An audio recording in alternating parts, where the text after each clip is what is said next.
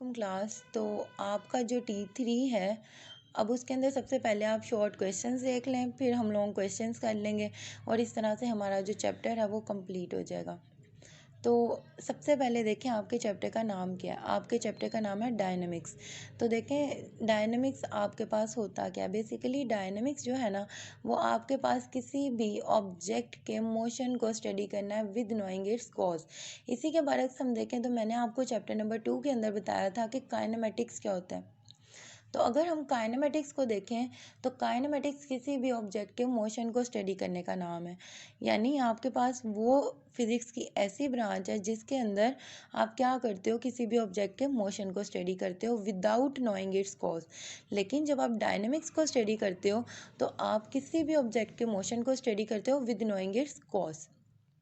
तो अब यहाँ पे आपका जो डायनेमिक्स का क्वेश्चन है ये कंप्लीट हो जाता है। आपको दो तरह के क्वेश्चन आ सकता है। एक क्वेश्चन पूछा जा सकता है डिफाइन डायनेमिक्स, और दूसरा आपको ये भी क्वेश्चन पूछा जा सकता है what is the difference between kinematics and dynamics. Kinematics आप पीछे पढ़ चुके हैं और डायनेमिक्स आपने अब पढ़ ली है। तो अब इसके अंदर देखें आपका जो सेकेंड क्वेश्चन है वो है डिफाइन फोर्स। तो अब यहाँ पे define force also give its example आप इसकी किसी भी तरह की दे सकते हो।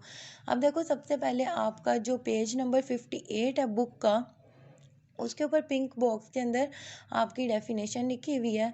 अ फोर्स मूव्स और टेंड्स टू मूव, स्टॉप और tends to stop the motion of a body. The force can also change the direction of motion of a body. अब इस डेफिनेशन का क्या मतलब है, इसके अंदर उसने तीन बातें बताई हैं। अब मैं आपको एक एग्जांपल देती हूँ और उसी एग्जांपल से मैं आपको ना इस चीज़ को एक्सप्लेन करके बताती हूँ। अब आपके पास किसी भी जगह पे ना एक बॉल पड़ा हुआ है।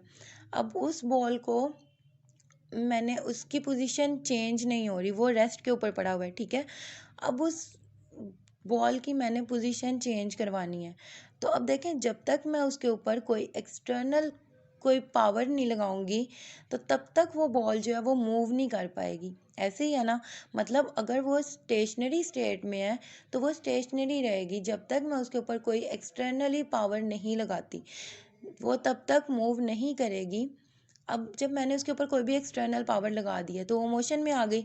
यानी कि आपकी पहली कंडीशन जो है, जो उसने पहली बात बताई है, फोर्स मूव्स और टेंड्स टू मूव।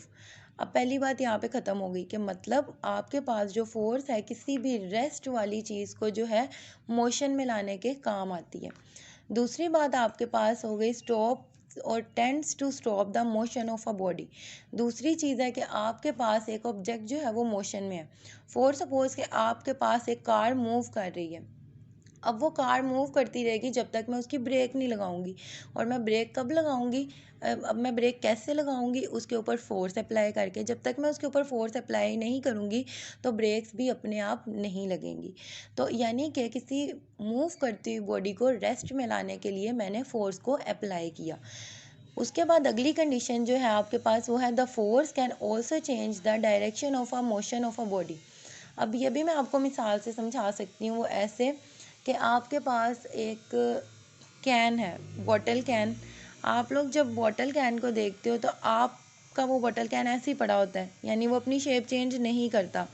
लेकिन अगर वो डिस्टॉर्टेड नहीं होता, लेकिन अगर क्या होता है कि मैं उसके ऊपर फोर्स लगाती हूँ, मैं उसकी डायरेक्शन मतलब उसको डिस्टॉर्ट कर देती हूँ। मतलब आपके पास देखें, आपका ये कैन है कोई भी, तो ये कैन जो है ये अपनी पोजीशन में रहेगा, ऐसे ही रहेगा, ये अपनी शेप चेंज नहीं करेगा। लेकिन अगर मैं इसके ऊपर फोर्स लगाती हूँ तो वो उसकी स्टेट कुछ ऐसी हो जाएगी, मतलब वो अपनी शेप को डिस्टॉर्ट कर देगा। मतलब अपनी जो डायरेक्शन ऑफ मोशन है वो उसकी चेंज हो जाएगी। ऐसे ही है। तो यानी कि आपके पास किसी भी बॉडी को डिस्टॉर्ट करने के लिए, उसकी डायरेक्शन चेंज करने के लिए भी आपके पास जो चीज़ रिक्वायर्ड होती है वो फोर्स रिक्वायर्ड होती है।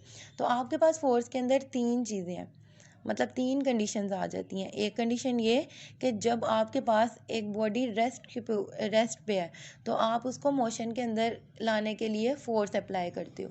आपके पास एक चीज़ मूव कर रही है तो आप उसको रेस्ट में लाने के लिए फोर्स अप्लाई करते हो।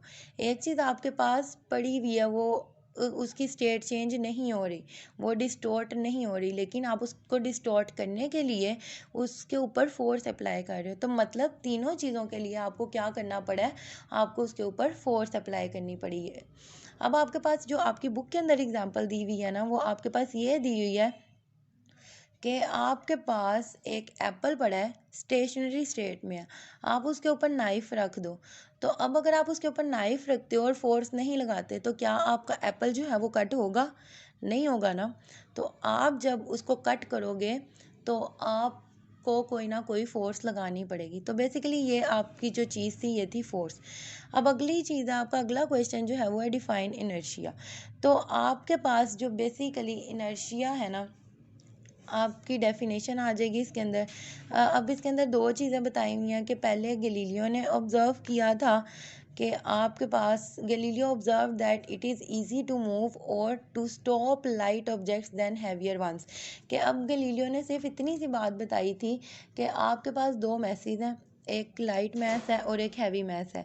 अब जो लाइट मैस है उसको मूव करवाने के लिए हमें कम फोर्स लगानी पड़ेगी, जो हैवी मैस है उसको मूव करवाने के लिए हमें ज़्यादा फोर्स लगानी पड़ेगी। ये अंडरस्टूड सी बात है।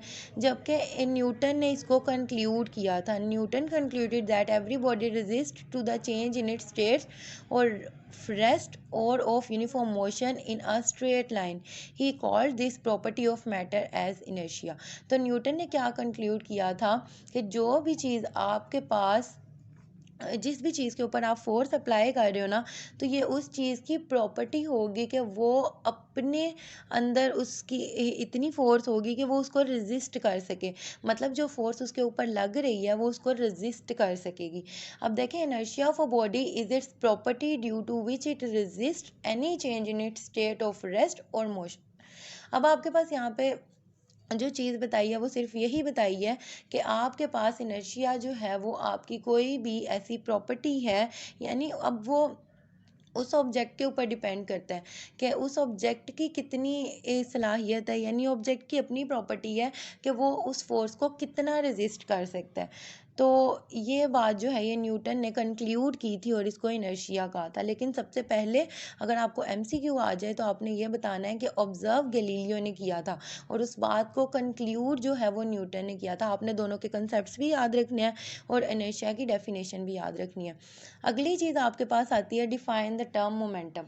तो अब जब भी आपके पास मोमेंटम की बात आती है ना, तो मोमेंटम के अंदर दो चीज़ें आती हैं। अब आपने डायनेमिक्स के अंदर पढ़ा है कि ऑब्जेक्ट मूव करेगा, तो जो ऑब्जेक्ट मूव करेगा उसका कोई ना कोई मास भी तो होगा, और मूव करेगा तो लाजिम सी बात है कि उसकी कोई ना कोई स्पीड होगी, यानी उसकी वेलोसिटी होगी। तो basically momentum of a body is the quantity of motion it possesses due to its mass and velocity.